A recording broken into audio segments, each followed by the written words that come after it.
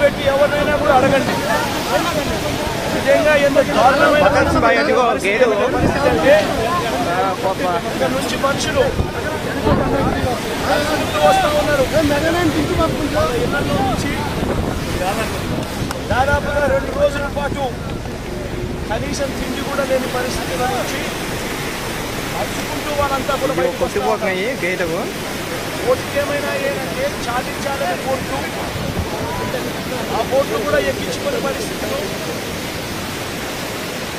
సందుల్లోకి పొందుల్లోకి పోని పరిస్థితి. బోట్లలో వచ్చే వాళ్ళ సంఖ్య ఎంతమంది ఉన్నారు, నడుచుకుంటూ వచ్చే వాళ్ళ సంఖ్య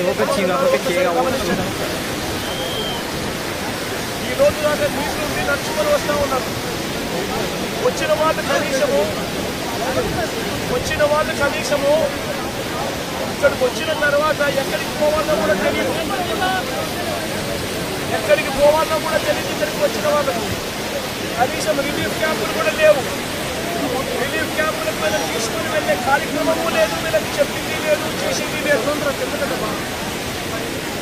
రిలీఫ్ క్యాంపులు కూడా లేకుండా ఇక్కడికి వచ్చిన వాళ్ళు ఎక్కడికి పోవాలో తెలియక వాళ్ళ బంధువుల ఇళ్ళకి పోతా ఉన్నారు.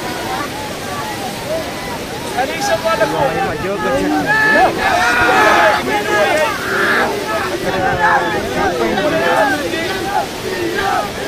పెట్టని పరిస్థితి. ఎవరికైనా సహాయం చేశారా, డబ్బులు ఇచ్చారా అంటే ఒక్కరికి కూడా ఒక తమ్మిడి పైసా కూడా ఇవ్వలేదు. కనీసం తమ్మిడి రూపాయి కూడా డబ్బు ఇవ్వలేదు.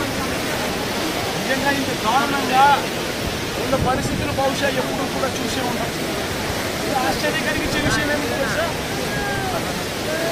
ఈ ఫ్లక్స్ ఏదైతే చెప్తా ఉన్నారు, ఈరోజు ఈ ఫ్లక్స్ ఏదైతే కనిపిస్తూ ఉన్నాయో ఇవి స్వయంగా మ్యాన్ మేడ్ ఫ్లక్స్. ఇది మ్యాన్ మేడ్ ఫ్లక్స్. దాని అర్థం ఏమిటి అంటే ప్రభుత్వం స్పందించాల్సిన రీతిలో స్పందించకపోవడంతో ఈ రకంగా అన్యాయమైన పరిస్థితి నెలకొని ఉంది.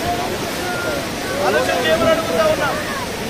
ఇంతకుముందు కూడా వరదలు వచ్చాయి, ఇంతకుముందు కూడా ఫ్లడ్స్ వచ్చాయి. ఇప్పుడు పడిన వర్షం కన్నా ఇంకా ఎక్కువ వర్షాలు కూడా పడ్డాయి. కానీ ఏ రోజు కూడా మనుషులు చనిపోయిన పరిస్థితి ఏ రోజు రాలా.